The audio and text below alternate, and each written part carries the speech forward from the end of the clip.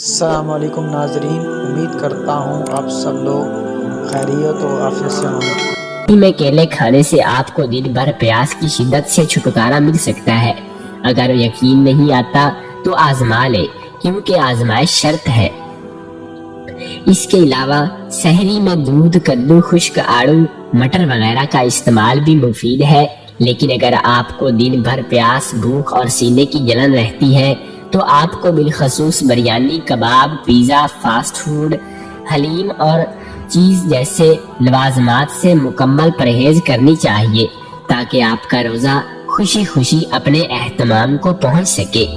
سحری کے وقت آلو، چاول، کھجور اور کیلے کا استعمال یقینی طور پر آپ کے پورے دن کے لیے مفید ثابت ہو سکتا ہے۔ پانی کا زیادہ استعمال بھی کارآمد ہو سکتا ہے، بس احتیاط یہ کیجیے گا کہ پانی کی مقدار اس قدر زیادہ نہ ہو جائے کہ دوران روزہ آپ کے منہ سے باہر آ جائے۔ افطاری میں صحت بخش جوس ضرور نوش کرنا چاہیے تاکہ جسم میں کمزوری نہ رہے۔ سحری میں پیٹ بھر کر کھانا غلط طرز عمل ہے، اس سے معدے کا نظام غیر متحرک ہو جاتا ہے اور نظام ہضم کو شدید نقصان پہنچاتا ہے۔ ہمارا معدہ ایک خاص مقدار تک کی غذا ہضم کرنے کی صلاحیت رکھتا ہے۔ مخصوص مقدار سے زائد غذا اکثر مختلف بیماریوں کا باعث بنتی ہے، جیسے ڈائریا، تیزابیت اور معدے کا انفیکشن وغیرہ۔ زیادہ کھانے سے دست شروع ہو جائے تو شدید کمزوری لاحق ہو جاتی ہے، پھر دستوں کے ساتھ الٹیاں متاثرہ شخص کو مزید لاغر کر دیتی ہے۔ لہٰذا اول تو کسی بھی قسم کی بھاری اور تقیل غذا کا استعمال ہرگز نہ کریں، اور اگر بھاری غذا استعمال کریں بھی تو کم مقدار میں کریں۔ سحری میں گھی کے ڈبے میں پراٹھوں کی جگہ کوشش کریں کہ سادہ روٹی یا ڈبل روٹی یا استعمال کریں، یہ معدے کے لیے مفید ہے۔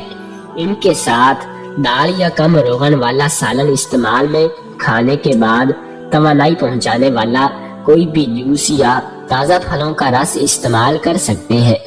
ان سب چیزوں کے ساتھ ساتھ سحری میں کوئی سا ایک پھل ضرور استعمال کریں، اس سے اپنی عادت بنا لیں۔ رمضان کے بعد ایسا ہی ناشتہ کرنے کی عادت ڈال لیں، انشاءاللہ کبھی معدے کی کوئی شکایت نہیں ہوگی۔ سحری میں چاول سے بنی کوئی ڈشز بہت کم استعمال کریں۔ نہاری، سری پائے، بینگن، گوبھی وغیرہ سے بھی پرہیز کریں۔ اگر مذکورہ غذائیں سحری میں استعمال کی جائیں تو بد ہضمی کی شکایت ہو سکتی ہے۔ البتہ کبھی کبھار استعمال کرنے میں کوئی مذائقہ نہیں، لیکن کوشش کریں کہ کم مقدار میں کھائیں، مگر نہ پورا دن کھٹی ڈکاریں آئیں گی اور تیزابیت کی شکایت بھی ہو سکتی ہے۔ ایک اور بات کا بہت خیال رہے کہ سحری میں انڈا یا اس سے بنی ہوئی چیزیں کم سے کم استعمال کریں یا بالکل ہی نہ کھائیں۔ ایسی غذاؤں سے پیاس کی شدت بڑھ جاتی ہے۔ ان احتیاطی تدابیر سے افطار تک انشاءاللہ بہت ہی اچھا گزرے گا۔